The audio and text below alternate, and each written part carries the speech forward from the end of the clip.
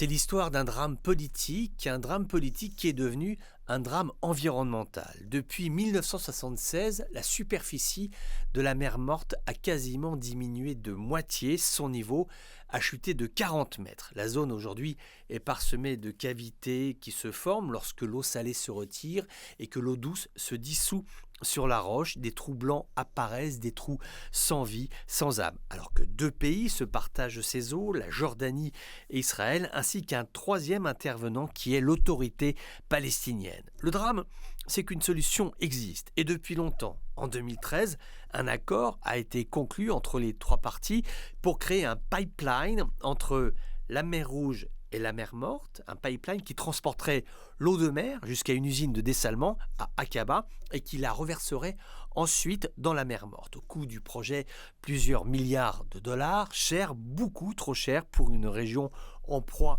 aux soubresauts politiques que l'on connaît, ainsi qu'au coup bas.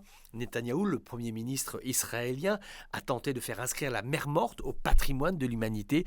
Sous le drapeau israélien, la supercherie, heureusement, n'a pas fonctionné, mais signal délétère tout de même qui témoigne d'un climat diplomatique dégradé.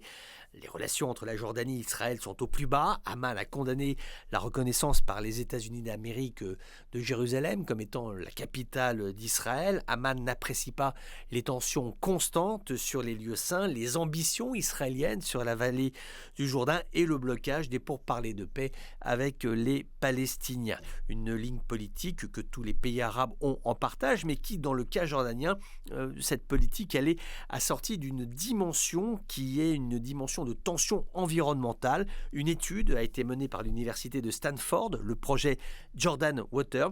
Cette étude estime que d'ici la fin du siècle, si rien n'est fait pour enrayer le réchauffement climatique, les précipitations en Jordanie, donc la pluie, diminuera de 30%, les températures augmenteront de 6 degrés Celsius, la durée des périodes de sécheresse pourrait doubler. Alors, bien évidemment, nous n'en sommes pas là, il n'y a pas péril en la demeure, mais une vigilance légitime de la part des autorités jordaniennes, une préoccupation quant à ce dossier central de l'accès à la ressource hydrique.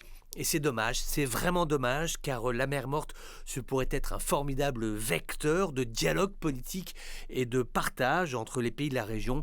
Hélas, Israël ne veut rien entendre, Israël n'en fait qu'à sa tête. En attendant, la mer Morte agonise comme prédestinée par son propre nom.